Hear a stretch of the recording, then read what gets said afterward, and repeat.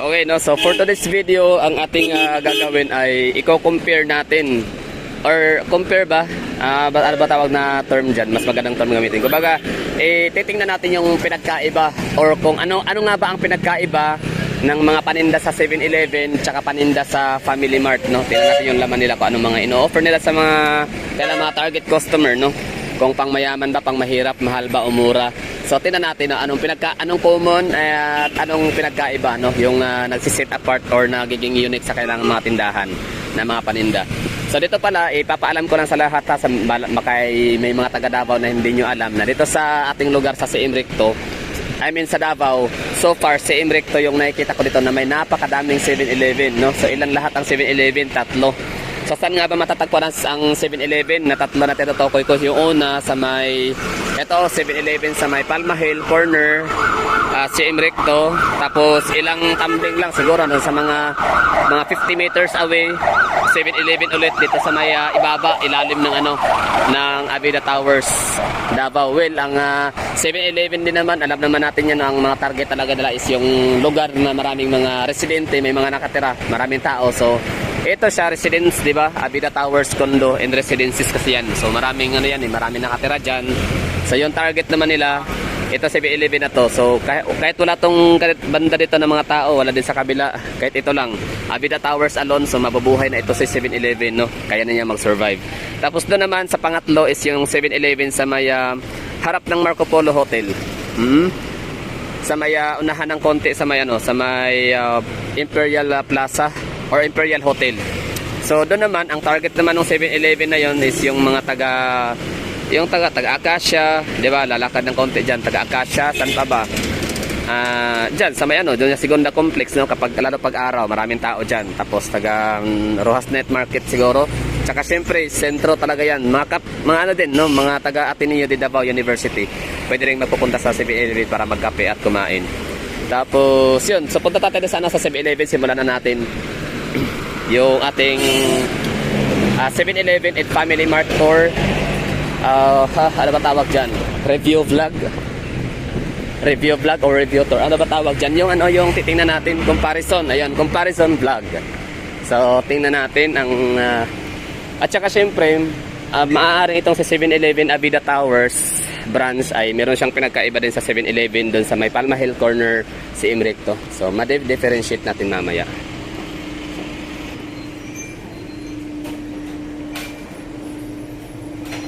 Okay, so walang meron silang dining area. Ayan, wait lang ha.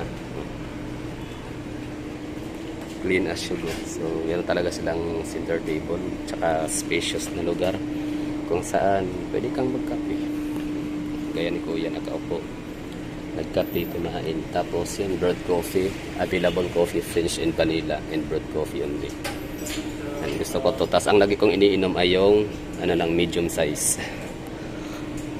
Okay, so wala lang, ispatan lang natin kung anong mga paninda nila dito na maaring wala sa ibang branch na 7-Eleven. Tsaka siyempre kay Family Mart naman talaga, di ba? Tingnan natin.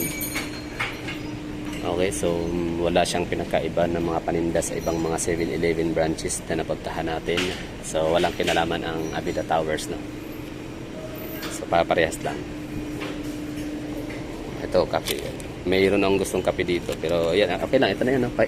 Pinasilip ko na sa mga hagala just in case ba na hindi pa kayo nakapasok or curious kayo kung anong laman dito sa 7-Eleven sa Avida Towers. Bakit ilang metro lang, like mga 40 to 50 meters away, 7-Eleven ulit, no? So talagang tinadtad ng 7-Eleven itong CM Recto. Okay, so tara, labas na tayo. Lamig din syempre, spacious. Okay, so next ating puntahan ngayon ay ang 7-Eleven Palma Hill corner CM Recto. Diyan lang sa unahan ng konti. Okay, so ito na yun, 7-Eleven sa may CM Recto corner Palma Hill. So pasukin natin anong paninda dito, anong pinagkaiba doon sa setup sa may 7-Eleven Abresa Avida Tower, Abresa. Plus lang kasi yan, Ayala. Kaya lagi ko sabi Abrisa. Okay, so dito naman ang maraming mga mesa dito, maraming upuan. Ayan. Na meron din sa labas. Okay. Alright, so air condition, mas aircon dun sa kabila. Matao dito. Yan lang. Paninda nila.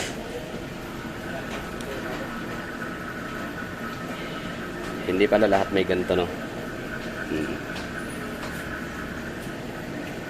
Tapos yan, ATM machine. Malaking tulong din ang ATM machine sa 7-Eleven. Dami ko nang napuntahang lugar kasi na malalayo sa mga ATM machine. So siyempre hirap mag-withdraw. So buti na lang pag may 7-Eleven, buhay ang loob mo niyan. Kasi hindi ka matakot na mawala ng pera, maubusan. Yan lang, ito yung mga paninda nila. So sa sa mga food court area, ang tawag dyan basta kainan. So mas maraming mesa dito. Doon sa kabila is isang pahaba lang. Good for 3 to 6 person na makaupo doon para kumain, para magkape. So dito marami, no? More than 10 people lang na pwedeng ma-accommodate para kumain. Sarado na. O baka sadya nila kasi lang aircon. Anyway, yun lang. Mas maraming tao dito kumpara sa doon sa isa. Tsaka mas maraming mauupuan dito. Mas dito, mas maraming paninda, mas maraming mauupuan. So ngayon puntahan natin ay ang Family Mart. Compare natin kung ano nga bang meron kay Family Mart na wala kay 7-Eleven and vice versa. Okay, dito na tayo, no? Haltan Building, ladies and gentlemen. Haltan Building. Ano kaya ibig sabihin ng Hal? Hal and Tan. Parang Hal is pangalan, no? Tapos yung Tan, apelyido. Tapos itong, basta naalala ko dati, nag-apply ako dito sa may Haltan Building. Siyempre, pagkatapos mag-aaral, siyempre job hunting na, no? So isa to sa sinabitan ko ng ng biodata. Kaso nga lang, mas naunang tumawag sa akin si Jollibee, kaya yun, Jollibee tayo napunta. Haltan Building. Kasi pangarap, dream job ko talaga dati, waiter. Di ba? Kasi nga, may tindig daw. Sabi na, may itsura. Sabi nila, no? May itsura, tapos may tindig. Ay mga ganon. Diba, kaya naisip ko, tae nga, may itsura, di ba? Abstract kasi wala itsura. Anyway, sa'yo, Haltan Building. Hindi pa to ganito ang itsura ng Haltan Building dati, Haltan na food court. So ngayon mas mas pinaastig yung hitsura. Pasukin kayo natin ng konti, sandalian. Madalian lang, no. Ito na ang hitsura ng Haltan ngayon. Dati hindi to ganito Nag-submit ako ng dito ng biodata. Hindi ko alam kung tinawagan ba ako o hindi. Check na natin bago tayo mag-proceed sa